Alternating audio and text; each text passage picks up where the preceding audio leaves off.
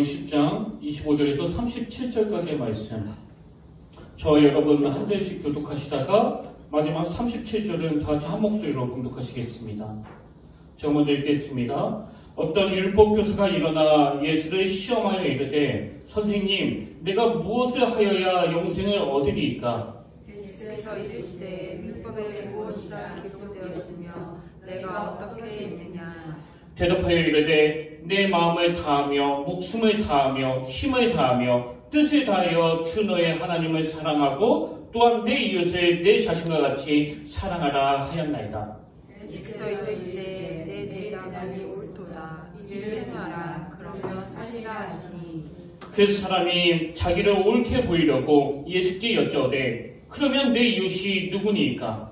예수께서 대답하여 이르시되 어떤 사람이 예루살렘에서 여리고로 내려갔다가 강도를 만나매 강도들이 그 옷을 벗기고 때려 거의 죽은 것을 버리고 갔더라. 마침 한 제사장이 그 길로 내려가다가 그를 보고 피하여 지나가고 또 이와 같이 한 레위인도 그곳에 이르러 그를 보고 피하여 지나가되 어떤 사마리아 사람은 여행하는 중 거기에 이르러 그를 보고 불쌍히 여겨 가까이 가서 기름과 포도주를 그 상처에 붓고 싸매고 자기 집 승에 태워 주막으로 데리고 가서 돌보아 주니라. 그 이튿날 그가 주막주인에게 데나리온 2를 내어주며 이르되 이 사람을 돌보아 주라. 비용이 더 되면 내가 돌아올 때에 갚으리라 하였으니 내 생각에는 이 세 사람 중에 누가 강도만한 자의 이웃이 되겠느냐. 우리 다 같이 읽겠습니다. 이르되 자비를 베푼 자니이다. 예수께서 이르시되 가서 너도 이와 같이 하라 하시니라. 아멘. 할렐루야. 반갑습니다. 우리 함께 인사 나누기로 원합니다. 참 잘 오셨습니다. 네, 주님의 이름으로 축복하고 또 축복합니다. 그 워비곤 호수효과라는 용어가 있습니다. 이 용어는 자기의 능력을 평균보다 과대평가하는 성향, 이걸 나타내는 용어인데요. 이 워비곤 호수는 그 미국 라디오 드라마에 등장하는 그 가상마을 이름이라고 하는데요. 근데 그 가상마을에 어떤 사람들이 모여 사냐면 등장하는 사람들 모두가 다 자기 스스로 생각하기를 자기들은 평균보다 더 잘생기고 평균보다 더 똑똑하고 평균 이상의 힘을 갖고 있다고 믿는 사람만 모여 산다는 겁니다. 그리고 여기에 착안해서 만든 영화가 바로 이 워비곤 호수효과인데요. 그러니까 이 워비곤 호수효과라는 용어에 내포된 의미는 뭐 그 마을 사람들 뿐만 아니고 모든 인간 내면에는 이렇게 자기 스스로를 과대평가하는 그런 자기 과신의 증상이 있다는 걸 내포하는 용어라는 겁니다. 그런가 하면 이거와 좀 비슷한 게 그 평균 이상 효과 이론이라고 뭐 이 이론도 똑같아요. 이 평균 이상 효과 이론은 뭐냐 하면 인간은 기본적으로 자기 중심적이기에 90%의 사람은 자신이 다른 사람들에 비해 다양한 방면에서 평균 이상, 적어도 평균은 간다고 생각하는 것. 뭐 더 쉽게 이야기하자면 뭐 나 정도면 뭐 평균 이상이지, 이게 평균 이상 효과 이론이라는 거예요. 그래서 제가 그 인터넷을 뒤져보니까 이 평균 이상 효과 이론에 대해서 뭐 되게 재미있는 그 통계적 조사가 굉장히 많더라고요. 예를 들어서 그 미국 사람들에게 당신은 운전 실력이 어떻습니까? 그렇게 질문을 던지면요, 무려 90% 이상이 나는 평균 이상으로 운전을 잘한다, 그렇게 생각을 하고요. 또 대학 교수님들에게 그런 비슷한 질문을 던지면 대학 교수 중에 무려 94%가 나는 평균 이상으로 다른 동료들보다 일을 훨씬 더 잘한다, 그렇게 응답을 한다는 겁니다. 그런가 하면 또 회사원들을 대상으로 당신은 회사에 필요한 우수한 인재인가요? 그렇게 설문조사를 해보면 무려 80% 이상이 나는 회사의 우수한 인재입니다, 그렇게 답을 한다는 거예요. 근데 되게 재미있었던 게요, 이 조사 바로 밑에 그 부연 설명이 좀 잔인해요. 그 부연 설명이 이렇게 되어 있습니다. 실제로 기업에서 우수 인재로 분류되는 사람은 20%밖에 되지 않습니다. 실제로는 회사의 우수한 사원이 20%밖에 되지 않는데 80% 이상이 나는 우수한 인재라고 그렇게 생각을 하고 있다는 거예요. 근데 여러분, 이렇게 자기 스스로 굉장히 괜찮은 사람이라고 생각하는 게 뭐 나빠 보이지가 않는데 이게 왜 문제가 되는가 하니까 그런 생각을 가지고 있으면 결정적인 순간에 실수할 위험이 있기 때문이라는 겁니다. 예를 들어서 그 주식을 투자하다가 실패하고 어려움을 겪는 그런 이야기들을 우리가 종종 뉴스를 통해서 또 주변 사람들을 통해서 접하지 않습니까? 근데 왜 이렇게 주식에 실패해서 낭패 보는 일이 계속 일어나느냐 하니까 그 주식하는 사람들에게 이런 심리가 있기 때문이래요. 나는 내 능력을 믿는다. 이렇게 자기의 능력을 낙관적으로 보는 태도가 있다는 겁니다. 그래서 많은 사람들이 주식으로 어려움을 겪는다는 이야기를 들어도 나는 이 주식시장의 변동을 정확하게 예측할 능력이 있다. 지난번에 실패한 거는 어쩌다가 그건 실수한 거고 이번에 내가 다시 투자하면 그 과거에 실수했었던 것까지 다 만회할 수 있다는 이런 과도한 자신감. 여러분 이런 것들이 그 워비곤 호수효과 혹은 평균 이상 효과 이론처럼 자기를 지나치게 과신하는 그런 태도에서 오는 실수 아닙니까? 그리고 이건 신앙생활도 마찬가지예요. 여러분 자기 신앙을 스스로 평가하면서 나는 다른 사람보다 믿음이 훨씬 더 좋아. 아마 하나님도 내 믿음을 인정하실 거야. 이런 생각이 왜 위험합니까? 그렇게 자기를 예수 잘 믿는 사람이라고 과대평가하고 있기 때문에 이 겸손한 자에게 주시는 말씀에 대한 깨달음이 임하지 않거든요. 그래서 오늘 본문을 딱 보자마자 이건 내가 다 아는 얘기네. 당연히 오늘도 이렇게 설교를 하겠네. 그러면 목사님이 또 진짜 그렇게 설교를 해요. 그래서 은혜를 못 받는 겁니다. 제가 이렇게 서두에서 자기를 너무 과시하는 워비곤 호수효과 또 평균 이상 효과 이런 것들을 인용한 이유는요. 오늘 본문에 나오는 이 율법교사의 모습이 바로 그런 케이스이기 때문입니다. 자, 오늘 본문에서 이 율법교사가 예수님께 나아가지고 이런 질문을 던지지 않습니까? 누가복음 10장 25절. 어떤 율법교사가 일어나 예수를 시험하여 이르되 선생님 내가 무엇을 하여야 영생을 얻으리까? 겉으로 보기에는 지금 이 율법교사가 굉장히 중요한 굉장히 본질적인 질문을 하는 것 같아 보여요. 내가 무엇을 하여야 영생을 얻으리까? 그래서 26절에서 예수님이 율법에 무엇이라 기록되었으며 내가 어떻게 읽느냐 그렇게 되레 질문을 하시니까 이 율법교사가 27절 대답하여 이르되 내 마음을 다하며 목숨을 다하며 힘을 다하며 뜻을 다하여 주 너의 하나님을 사랑하고 또한 내 이웃을 내 자신같이 사랑하라 하였나이다. 이 대답으로만 보면 이 율법학자 정말 대단한 사람 아닙니까? 주님의 질문이 딱 떨어지자마자 바로 구약의 신명기 6장 4절부터 5절 그리고 레위기 19장 18절 말씀을 막 뒤섞여가지고 정확한 답을 내놓는 거예요. 그렇기 때문에 예수님도 28절에서 예수께서 이르시되 내 대답이 옳도다.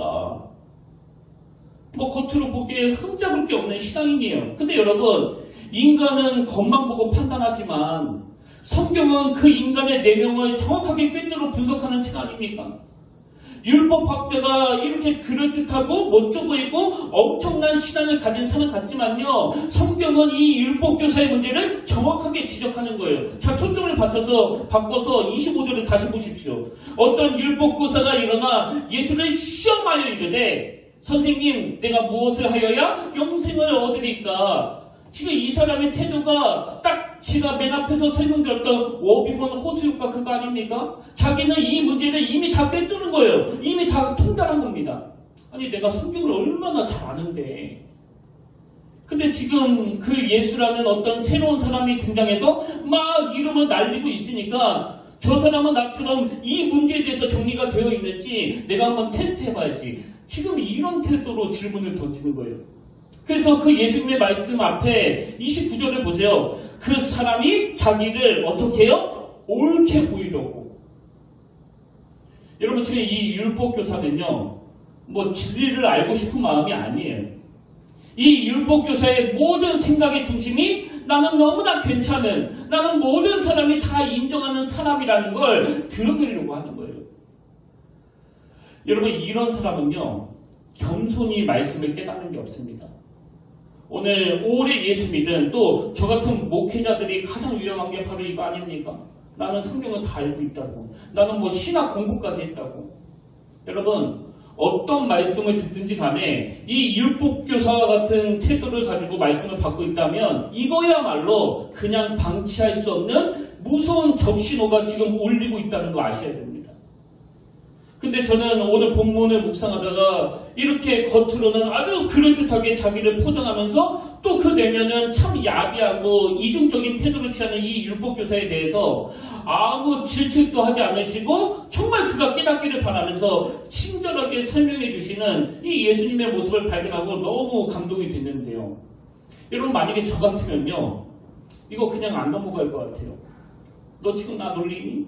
내가 네 의도를 모를 줄 알아? 네 얼굴에 다 써있어. 지금 뭐 나를 뭘로 보고서 그때 질문을 해? 아, 저 같으면 그랬을 것 같은데 우리 예수님은 일절 내색하지 않으세요. 그리고는 그 사람 스스로가 깨달을 수 있도록 선한 사마리아인 비유를 들려주시는 거예요. 근데 여러분 사실 이런 모습이 뭐 율법 교사에게만 발견이 되는 겁니까? 뭐 우리는 안 그렇습니까? 하나님 보시기에 너무나 보잘것없는 믿음을 무슨 대단한 믿음인 것처럼 뭐 저도 마찬가지예요. 그래서 맨날 이런 고백을 하긴 하는데요. 그 예배 시간에 제 설교를 들으면서 뭐 우시는 성도님을 보거나 혹은 예배 끝나고 목사님 오늘 말씀에 너무 은혜를 받았습니다. 그런 소리를 들으면 저도 한 번씩 집에 가면서 아 오늘 설교가 되게 좋았나 보다. 아 막 울고 그러시네. 근데 그 다음날 아침에 도서관에 가면서 제가 했던 설교를 다시 들어보면 어떨 때는 한 3분의 1 넘어갈 때 아 그거 이상하다. 응? 왜 말씀이 이렇게밖에 못 전하지? 뭐 그냥 소리만 빽빽 지르네. 그러면서 딱 드는 생각이 아 그런데 어제 그분은 왜 우신 거지? 제 설교를 다시 들으면서 막 창피해질 때가 있는 거예요. 지금 제 안에 어떤 증상이 있는 거예요? 워비곤 호수효과, 평균 이상 효과 이론이 있는 거거든요. 아, 내 설교를 듣고 막 우시는 거 보니까 아, 내가 설교를 굉장히 잘하나 보다. 근데 여러분 그분이 설교 듣고 눈물을 훔치는 건 내 설교 때문이 아니고요. 그분의 순수한 믿음 때문이라는 걸 제가 제 설교를 다시 들을 때마다 인정하게 되는 거예요. 참 이렇게 교만하고 아무것도 없으면서 자기 믿음이 대단한 줄 알고 남 지적하기를 좋아하는 우리들에 대해서 주님은 오래 기다려주시고 그걸 탓하지 않으시고 지적하지 않으시고 오늘 저와 여러분을 불러모아서 말씀으로 스스로 깨닫게 하시는 분, 이분이 너무나 좋으신 우리 주님이세요. 그래서 설교를 준비하는 저도 그렇고 말씀을 듣는 여러분도 그렇고 오늘 본문의 이 율법교사처럼 그런 거만한 태도로 말씀을 대하는 것이 아니라 어떤 말씀 앞에서도 목마름으로 겸손한 마음으로 이 말씀으로 스스로 깨닫기를 원하시는 그 주님의 마음을 헤아리면서 그렇게 예배에 임하는 저와 여러분 되시기를 바랍니다. 그래서 저는 오늘 이 주님이 들려주시는 이 비유의 말씀을 포함해서 본문 말씀 전체를 가지고 주님은 오늘 우리가 뭘 깨닫기를 원하시는지를 함께 살펴보기를 원하는데요. 자 여러분 먼저 30절에 보십시오. 예수님의 강도 만난 사람 비유 다 아는 얘기입니다. 30절 예수께서 대답하여 이르시되 어떤 사람이 예루살렘에서 여리고로 내려가다 강도를 만나매 강도들이 그 옷을 벗기고 때려 거의 죽은 것을 버리고 갔더라. 지금 어떤 사람이 여리고로 내려가다 그 강도를 만나가지고 거의 죽음 직전의 상태까지 가서 길거리에 버렸는데요. 그곳을 지나던 레위인과 제사장, 뭐 이 사람들은 보고도 모른 척 피해서 그냥 가버렸는데 제사장과 레위인 그 다음에 그 당시 유대인들에게 손가락질 받던 그 사마리아 사람이 등장합니다. 그리고는 그 사마리아 사람이 강도 만난 사람을 불쌍히 여겨서 뭐 정말 온 정성을 다해서 그를 치료해 주었다. 뭐 다시는 내용 아닙니까? 저도 어릴 때 그 주일학교에서 자주 들었던 이야기예요. 근데 예수님이 율법교사에게 이런 이야기를 들려주시고는 이렇게 정리하십니다. 36절 내 생각에는 이 세 사람 중에 누가 강도 만난 자의 이웃이 되겠느냐. 여러분 이 주님의 말씀이 너무나 중요한 의미를 가지고 있는데요. 지금 이 주님의 질문에는 그 강도 만난 사람 비유를 들려주시기 전에 그 율법교사가 주님께 던졌던 그 질문이 뭐였죠? 29절을 보십시오. 그 사람이 자기를 옳게 보이려고 예수께 여짜오되 그러면 내 이웃이 누구니까? 이 질문에 담겨있는 이 율법교사의 문제, 이 율법교사의 못된 생각을 정확하게 아시고 그 못된 생각을 교정시키기 위해, 깨닫게 하기 위해 이 강도 만난 사람 비유를 들려주시면서 주님이 대받아 질문을 하시는 거예요. 누가 강도 만난 자의 이웃이 되겠느냐? 그럼 이 율법교사의 문제가 뭘까요? 그러면 내 이웃이 누구니까 그 앞에 보니까 자기를 옳게 보이려고 했다. 이걸 통해서 우리가 뭘 짐작할 수 있습니까? 여러분, 지금 이 율법교사를 포함한 그 당시 모든 유대인들이 가지고 있는 그 못된 태도는요, 이미 자기들 스스로 자기들의 이웃을 정해놓은 거예요. 나는 내 이웃이 딱 여기까지라고 생각한다. 그리고 자기가 정해놓은 그 이 범위 안에서 서로 사랑하고 서로 위하고 서로 잘해주고 그래서 옳게 보이려고 나는 이런 거 다 실천하고 있는데요. 근데 여러분 잘 아시잖아요. 이 율법교사를 포함한 그 당시 유대인들이 설정해 놓은 그 이웃의 범위는 어디까지입니까? 자기 동족이에요. 유대인이란 말입니다. 그리고는 그 유대인의 범주를 벗어난 이방인들에 대해서는 저것들은 우리들의 이웃이 아니야. 저것들은 지옥의 불쏘시개 거리로 만든 것들이야. 그렇게 함부로 대하고 폄하하는 이런 교만한 생각에 빠져있던 사람들이 그 당시 유대인인데 그 연장선에서 이 율법교사가 욱줄해가지고 자기가 옳은 걸 보이려고 예수님께 묻는 거예요. 그러면 내 이웃이 누굽니까? 이 말씀의 의미를 아시겠죠? 그리고 내 이웃인 유대인들에 대해서 내가 얼마나 정석으로 잘 섬기고 있다는 걸 아시지 않느냐는 이런 태도를 가진 그 율법교사에게 주님은 그 강도 만난 자를 도와준 사람으로 그 당시 그들이 멸시하던, 그들이 박해하던 그 사마리아 사람을 등장시키고는 이 질문을 던지시는 거예요. 누가 강도 만난 이웃이 되겠느냐? 여러분, 이 주님의 질문에는 어떤 의미가 있는 거예요? 이웃은 네 마음대로 정하는 게 아니라는 거예요. 네 마음대로 이웃을 그렇게 정해놓고 그 안에서 니들끼리만 서로 사랑하고 있는 걸 율법을 지키는 거라 생각하지 마라. 성경은 강도 만난 자와 같이 진짜 도움이 필요한 그 사람에게 손을 내밀어주는 그런 얘기를 이웃사랑이라고 말하는데 니들의 그 태도가 얼마나 틀렸는지 아느냐. 오늘 저는 이 말씀을 묵상하고 준비하면서 여러분은 저보다 조금 미숙하시니까요. 일주일에 말씀과 한 번만 듣도록 그렇게 배려를 해주시지만 저는 여러분보다 훨씬 미숙하니까 일주일 내내 이 말씀으로 찔림을 받게 하시는 거예요. 오늘날 교회가 왜 욕을 먹습니까? 우리가 이렇게 서로 사랑하는데.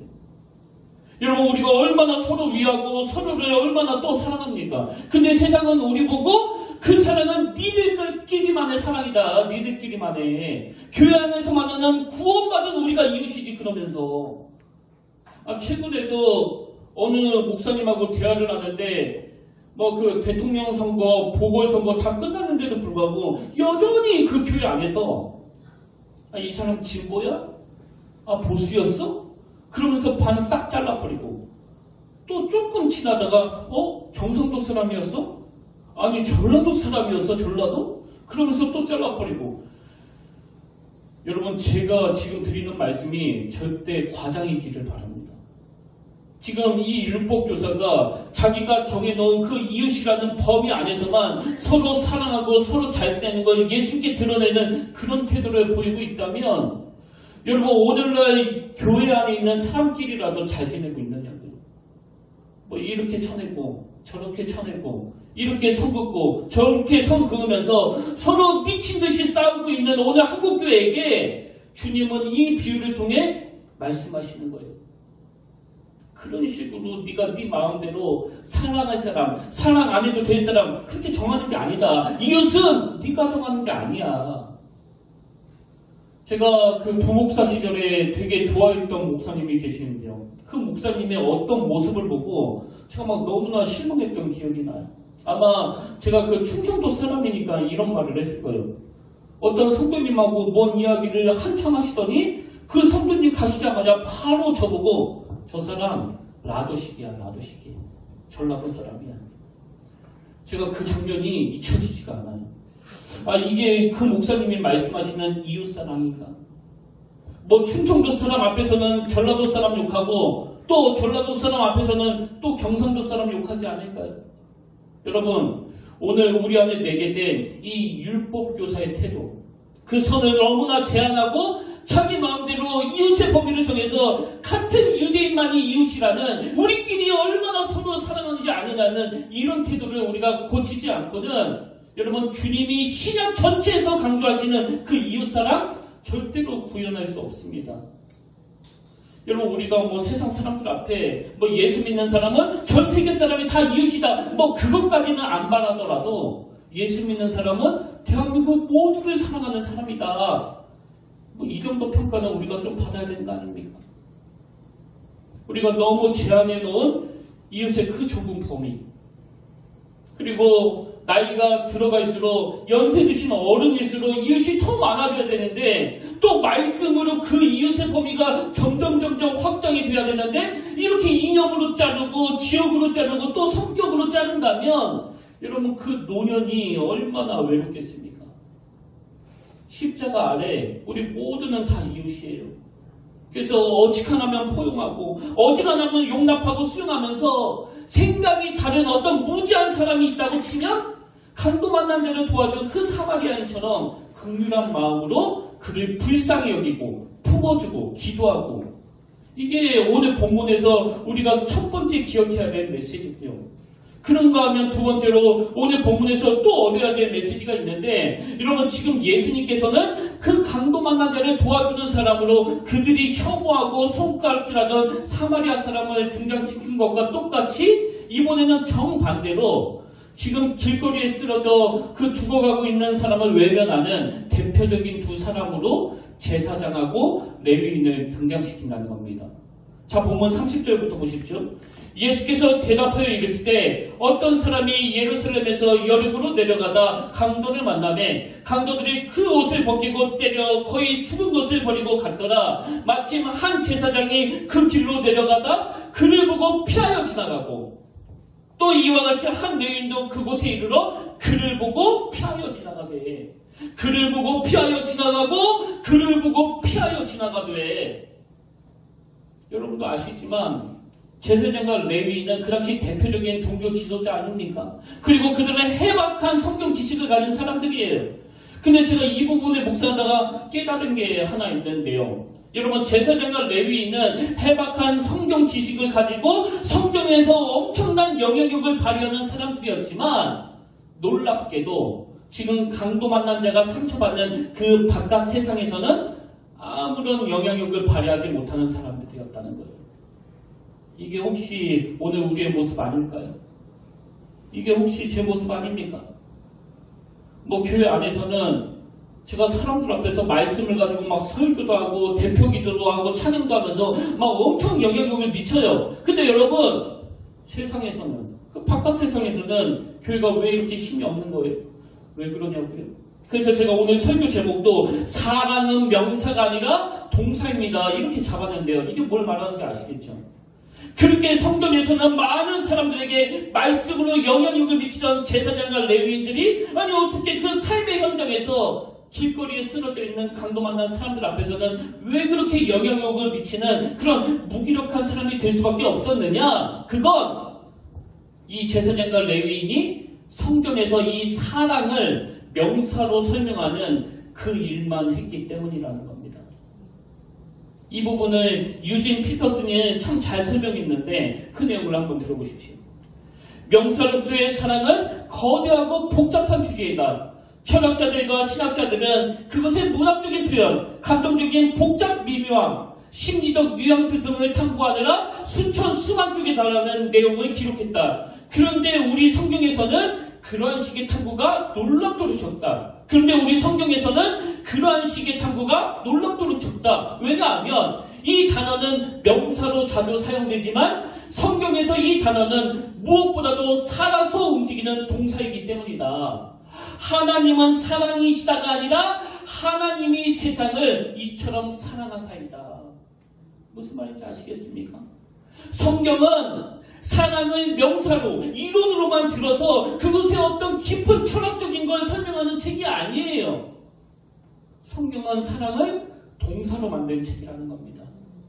저는 이게 그 불경과 이 성경의 차이가 아닐까 그런 생각을 해보는데요. 여러분 우리가 성경에 나오는 사랑에 대해서 명사로서 깊이 묵상하고 또 점검해야 되는 근본적인 이유가 있다면 그래야 이 사랑을 동사로 잘 쓸 수 있기 때문이에요. 오늘 여러분이 이 사랑의 정의를 종을 통해서 명사로서 잘 배워야 되는 이유가 있다면 그래야 내일부터 여러분이 이 사랑을 동사로서 제대로 발휘할 수 있기 때문이에요.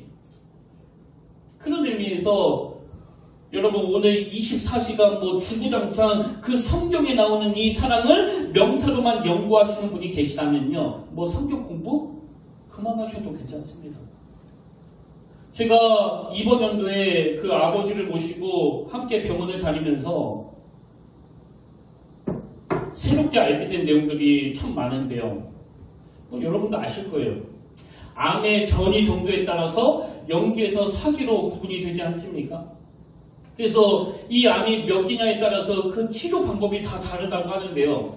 어느 유명한 의사분이 그 TV 프로그램에 나와서 이런 말씀을 하시더라고요. 거의 초기 단계라고 할 수 있는 0기에서 1기 사이가 이미 전이가 진행된 2기에서 4기보다 오히려 재발할 확률이 훨씬 더 크다. 이게 무슨 말인가 하냐면요. 대체로 0기에서 1기에서 있는 그 분들은 그 독한 항암 치료, 머리 다 빠지고 구토 증상 때문에 음식도 잘 못 먹게 되는 그런 항암 치료를 받는 게 아니고요. 그 암이 있는 부위를 똑 떼내는 걸로 그 치료가 끝난다는 거예요. 근데 여러분, 병원에서 그 암 부위 똑 떼는 걸로 그 치료가 다 끝나는 겁니까? 암이 왜 찾아왔겠습니까? 평소에 우리가 이 몸을 잘못 썼기 때문에. 평소에 우리의 생활 습관이나 음식 습관이 좋지 않았기 때문에 이 몸의 시스템을 망가뜨려서 이런 병이 찾아왔는데 대체로 그 0기에서 1기 있는 사람들은 그 결과물만, 그 암덩이만 똑 떼내고 나서 별로 충격이 없으니까 다시 원래 그대로 돌아간다는 거죠. 그래서 재발할 확률이 크다는 겁니다. 제가 이 이야기를 올 초에 들었는데 요즘에요. 영육간의 이 말씀이 계속 맴돌아지는 거예요. 진짜 맞는 말씀이에요. 오늘 우리가 일주일 동안 죄짓고 교회 와가지고 주여 내가 이런 죄를 졌습니다 회개하고 또 일주일 뒤에 똑같은 죄를 짓고 주여 내가 이 죄를 지고 왔습니다. 이게 지금 그 의사분이 말씀하시는 내용과 비슷한 맥락 아닙니까? 저는 정말 교회가 부흥하기를 원하거든요. 근데 여러분, 교회가 정말 회복되기 위해서는 이 시스템이 바꿔야 돼요. 근원적인 교회 시스템이 바꿔야 됩니다. 그럼 교회에서 바꿔야 될 그 근원적인 시스템이 뭐냐? 오늘 본문 28절에 보십시오. 예수께서 이르시되 내 기랍이 옳도다. 이를 행하라. 그러면 살리라. 이를 행하라. 그러면 살리라. 그리고 주님이 원하시는 그 행함은 바로 그 앞 27절에 나옵니다. 대답하여 이르되 내 마음을 다하며 목숨을 다하며 힘을 다하며 뜻을 다하여 주 너의 하나님을 사랑하고 또한 내 이웃을 내 자신같이 사랑하라 하였나이다. 이걸 그냥 그 율법학자처럼 자기가 옳은 걸 드러내려고 주님 앞에 옥주대면서 떠드는 말이 아니라 가슴 깊이 정말 하나님을 사랑하고 정말 이웃을 사랑하되 내 마음대로 정해놓은 그 이웃의 범위를 다 허물고 지금 어려움을 겪는 그 강도 만난 자를 돌보고 섬겨야 되는 이웃으로 이 교회 구조가 바뀌지 않고서는 오늘 교회의 회복은 없습니다. 이런 점에서 저는 본문에서 우리가 꼭 기억해야 될 주님의 두 마디 말씀을 찾았는데요. 그 첫 번째 말씀이 누가 강도 만난 자의 이웃이 되겠느냐? 누가 강도 만난 자의 이웃이 되겠느냐? 여러분 이 36절 말씀을 계속 되배우셔야 돼요. 누가 강도 만난 자의 이웃이 되겠느냐? 그 율법교사처럼 내가 만들어 놓은 그 이웃. 그래서 나는 이 사람이 좋아. 나는 내 고향 사람이 좋아. 나는 내가 보수이기 때문에 보수적인 사람이 좋아. 나는 진보적인 사람이 좋아. 이렇게 내가 만들어 놓은 그 이웃의 손을 다 지워버리고 누가 강도 만난 자의 이웃이 되겠느냐? 오늘도 그 어려움을 당해 절실히 여러분의 도움이 필요한 그 사람의 이웃이 되기로 작정하고 기도할 수 있는 사람이 되라는 이 주님의 요구를 우리가 꼭 기억해야 되고요. 그런가 하면 두 번째로 우리가 본문에서 기억해야 될 주님의 메시지는 가서 너도 이와 같이 하라. 이게 오늘 본문 말씀의 맨 마지막 결론이거든요. 37절. 이르되 자비를 베푼 자니이다. 예수께서 이르실 때 가서 너도 이와 같이 하라 하시니라. 여기 보면 지금 주님이 강력한 명사용 동사 두 가지를 말씀하시는데요. 그 첫 번째 명사용 동사가 가라예요. 가라. 그리고 두 번째 명령형 동사는 하라입니다. 하라. 너 오늘 교회에서 이 사랑의 개념을 명사로서 잘 배웠니? 그럼 삶의 현장으로 가라는 거예요. 그리고 실천하라는 겁니다. 가라, 하라. 이게 좀 지난 이야기인데요. 제가 올 2월달에 마가복음 3장을 가지고 다름을 추구해야 되는 우리 이런 제목으로 설교를 하면서 그 설교 중에 그 카카오톡의 김범수 의장에게 사회에 5조 원이라는 어마어마한 돈을 기부하도록 영향을 준 시가 있다. 제가 그런 말씀을 드리지 않았습니까? 그러면서 제가 라이프 와일드 에머슨이 쓴 무엇이 성공인가 이런 제목의 시를 인용했던 기억이 있는데요. 이게 뭐 조금 지난 설교라 기억이 안 나실 것 같아서 그 내용을 다시 한번 읽어드릴게요. 자, 무엇이 성공이냐? 자주 그리고 많이 웃는 것, 현명한 얘기에 존경을 받고 아이들에게서 사랑받는 것, 정직한 비평가의 찬사를 듣고 친구의 배반을 참아내는 것, 아름다움을 식별할 줄 알며 다른 사람에게서 최선의 것을 발견하는 것, 건강한 아이를 낳든 한때의 정원을 갖추든 사회 환경을 개선하든. 자, 그 다음 들어보세요. 자기가 태어나기 전보다 세상을 조금이라도 살기 좋은 곳으로 만들어 놓고 떠나는 것, 자신이 한때 이곳에 살았음으로 해서 단 한 사람의 인생이라도 행복해지는 것, 이것이 진정한 성공이다. 근데 이 설교를 하고 나서 한 2주 있다가 제가 그 교회 번호로 어느 권사님한테 전화가 와가지고 받았는데요. 이분이 제 설교를 우연히 보신 거예요. 그리고는 전화통화로 그 본인이 간증을 하시는데요. 제가 그 전화통화하는 내내 뭐 얼마나 그 감동을 받았는지 모릅니다. 이분이 무슨 말씀을 하시는가 하니까요.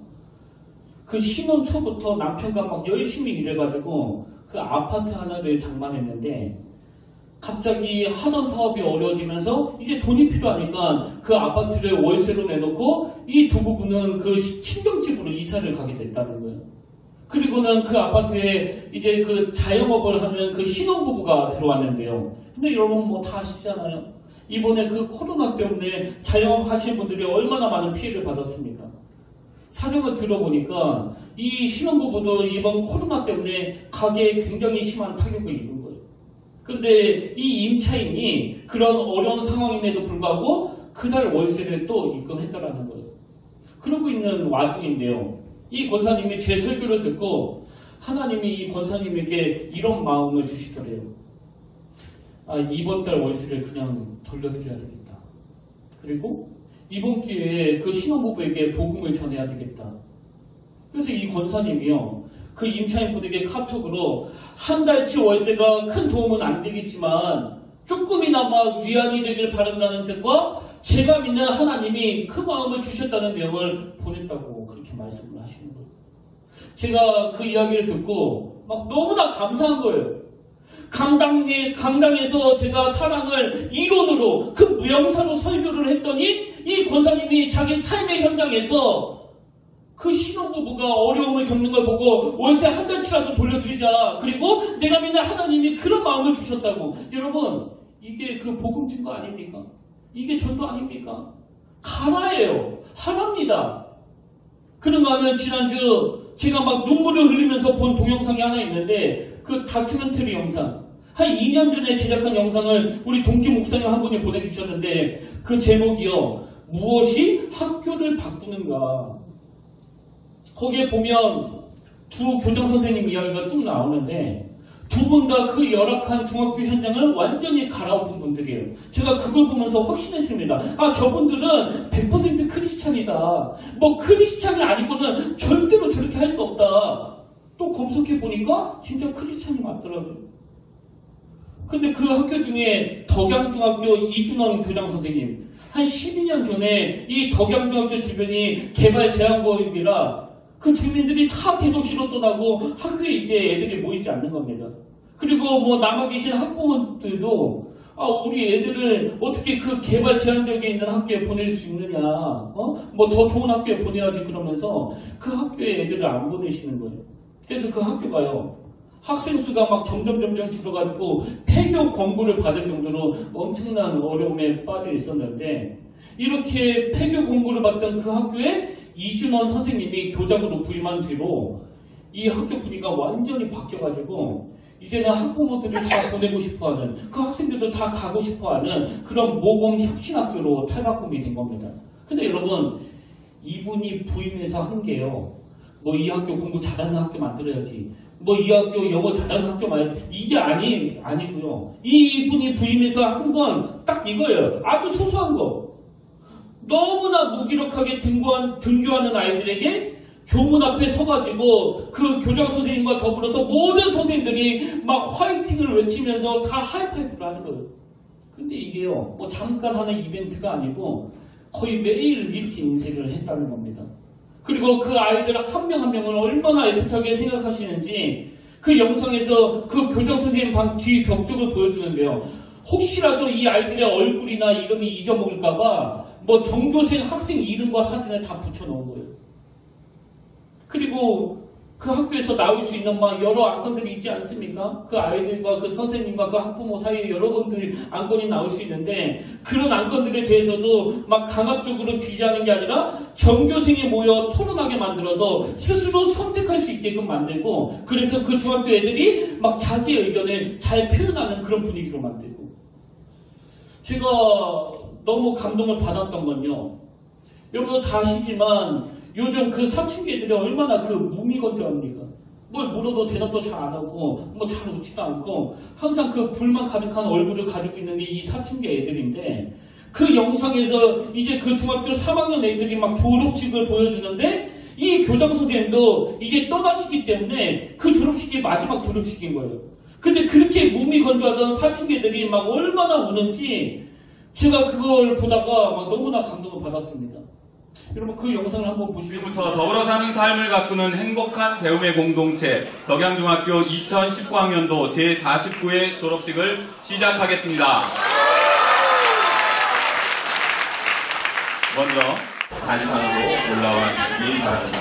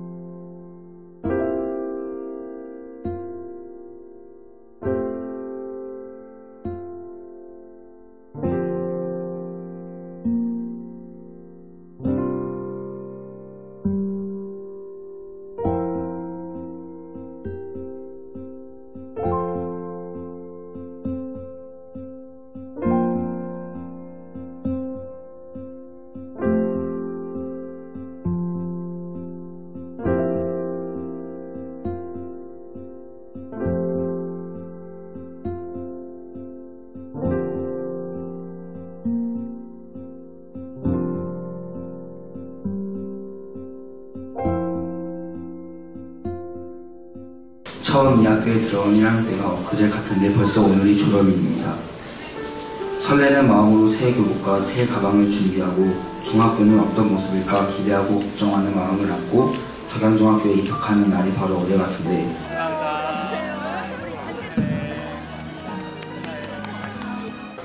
여러분의 졸업을 진심으로 축하합니다. 이제 사랑하는 아들, 딸들과 헤어져야 하는 시간입니다.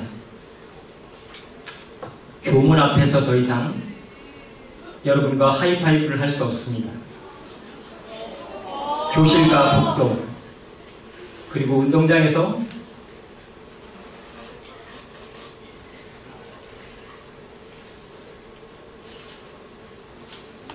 여러분의 얼굴을 볼 수 없습니다. 그러나 덕양중 아들, 딸들에게는 참으로 행복하고 의미 있는 멋진 삶을 살아갈 준비가 되어 있습니다. 그래서 떠나보내지만 나의 마음 한편은 든든하기도 합니다.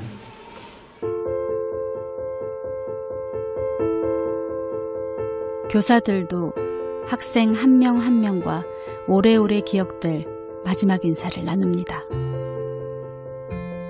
아쉬운 거는 중학교가 3년인 게 아쉬워요. 학교가 아쉬운 것보다는 이후에 고등학교에서의 삶이 아이들에게 많이 좌절을 느끼게 하거든요. 왜냐하면 현실적인 벽들이 놓여 있기 때문에 하지만 그 벽 속에서도 아이들이 세상의 잣대에 휘둘리지 말고 자기 길을 갔으면 하는 그런 마음이고요. 진심으로 소통하고 존중받았던 3년의 경험은 분명 학생들의 내면을 단단하게 만들어줬을 겁니다. 훌륭한 선생님들이 혁신학교에 와서 열심히 했지만 그 사람들이 떠나면 혁신학교가 무너지고, 최종적으로 이 학교가 선택한 건 문화를 바꾸는 것 같아요. 교장 선생님, 교감 선생님이 바뀐다고 해도 어떤 누가 와도 이 학교의 정체성은 무너지지 않는다고 생각합니다.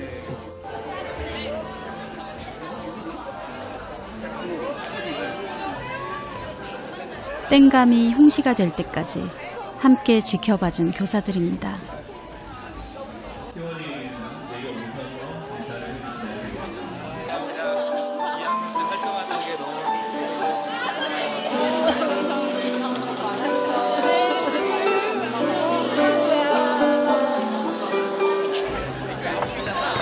성장한 건 교사들도 마찬가지입니다.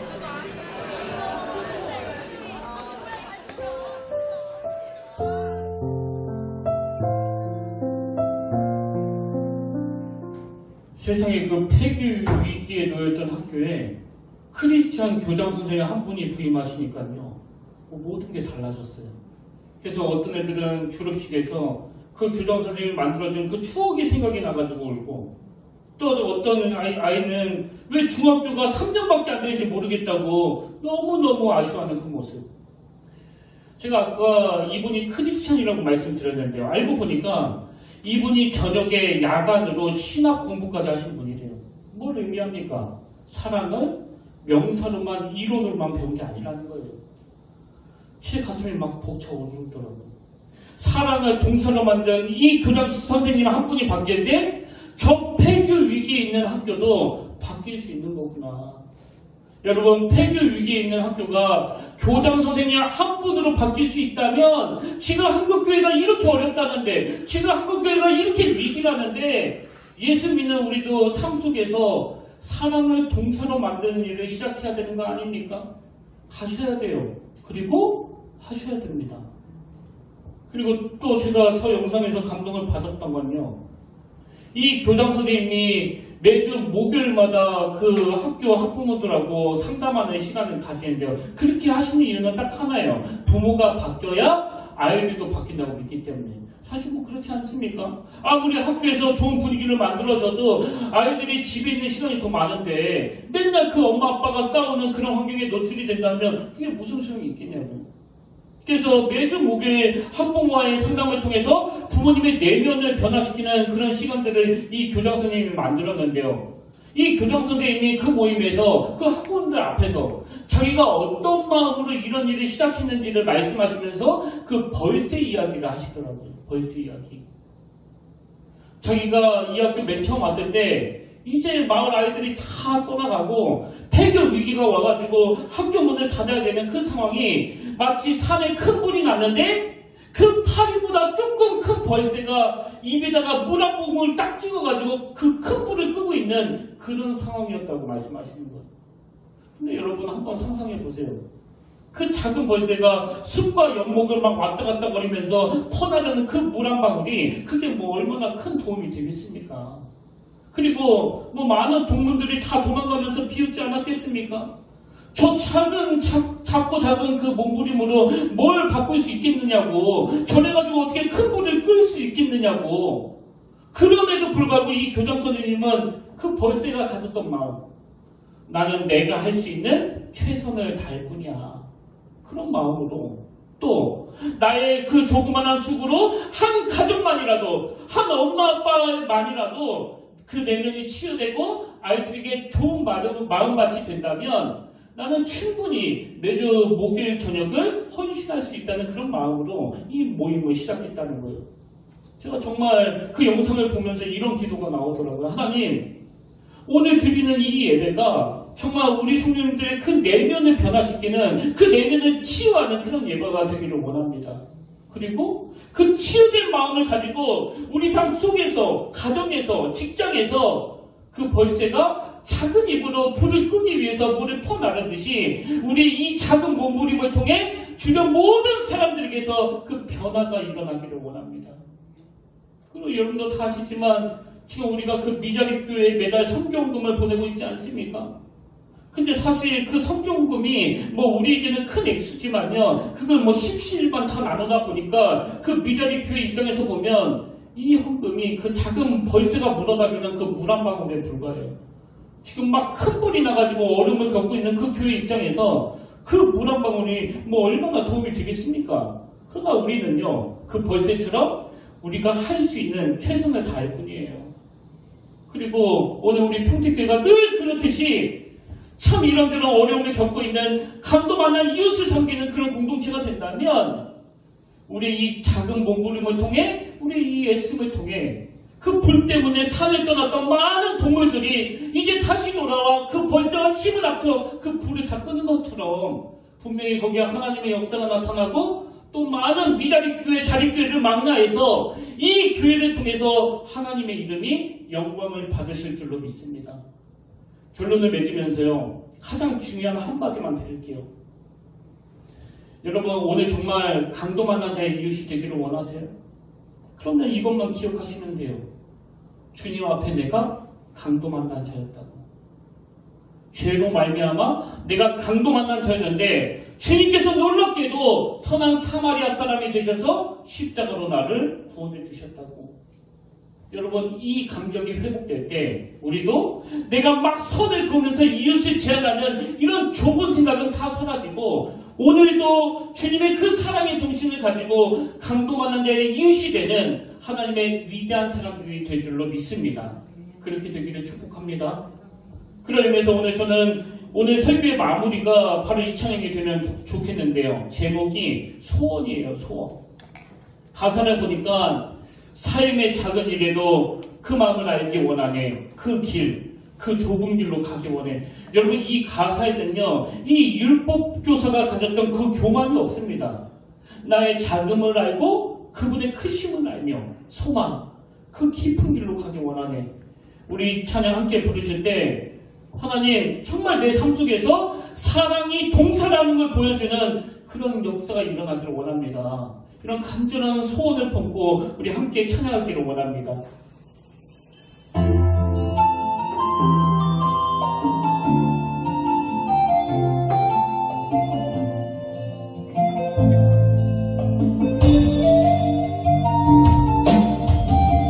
우리 함께 찬양합니다. 삶의 작은 일에도,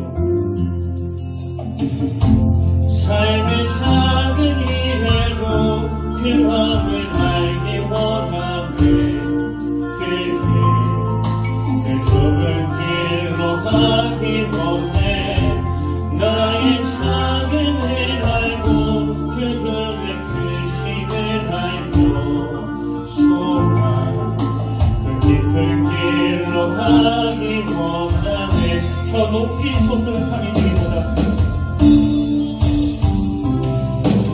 저 높이 솟은 산이 되기보다 여기 오름직한 동산이 되길, 내 가는 길만 비추기보다는 누군가의 길을 비춰준다면 내가 노래하듯이,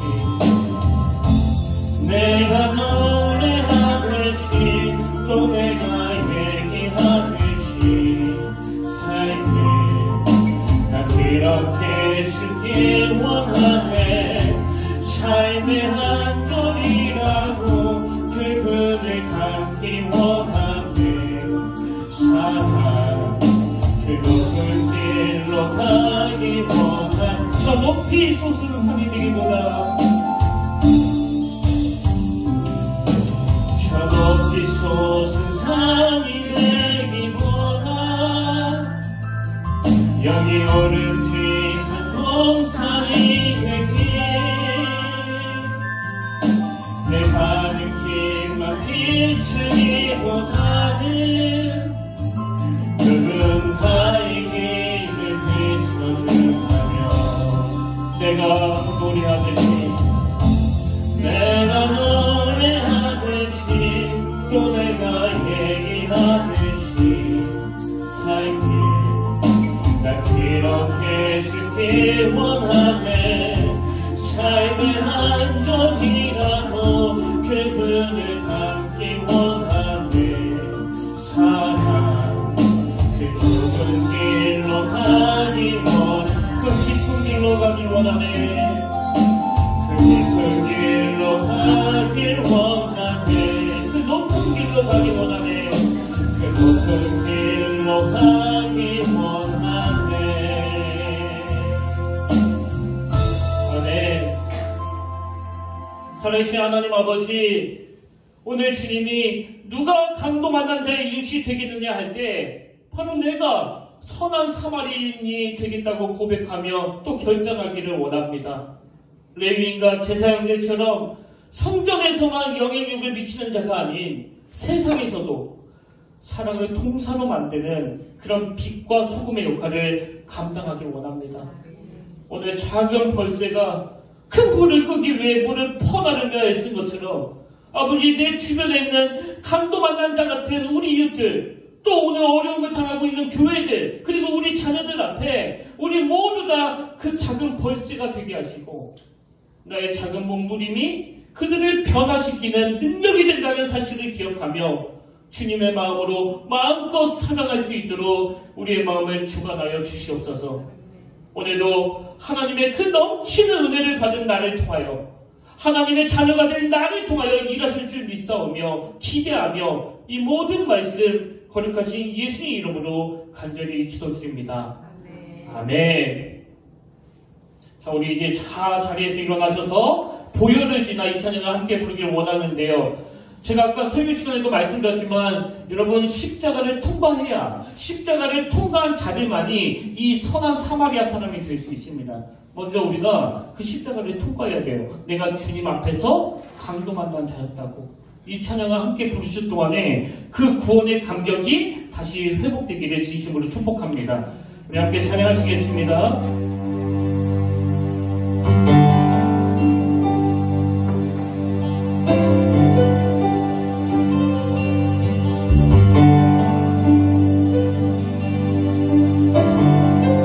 주여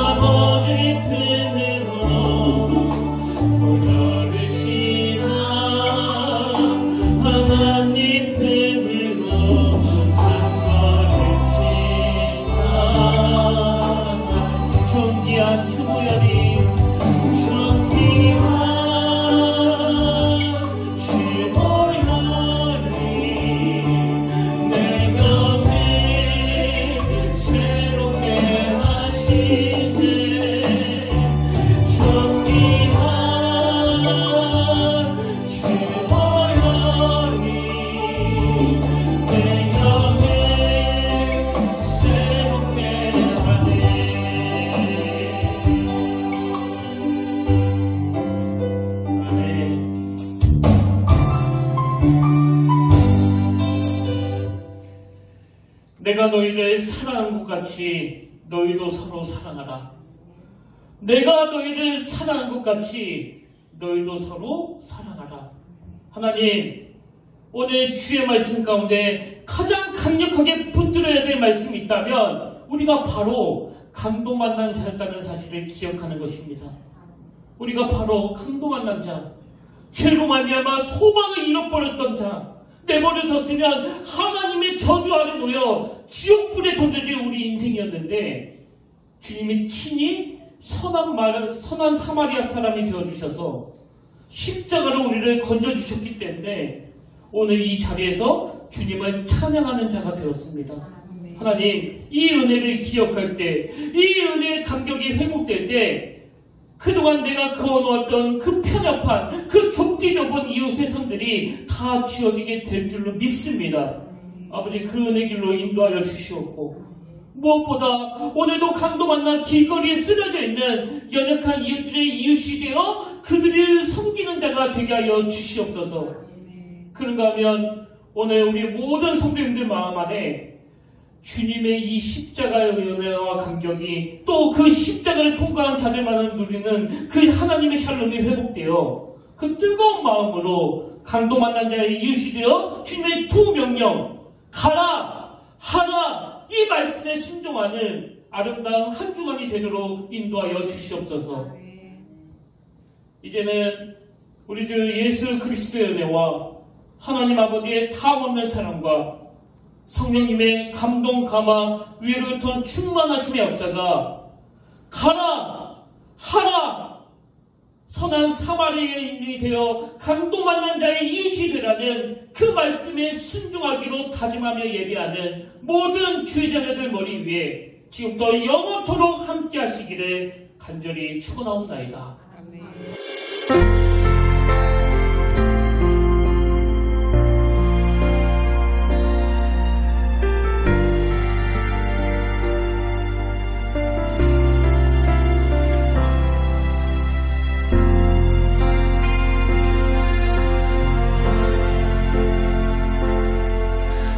서 있는 이곳에서 높임을 받으소서.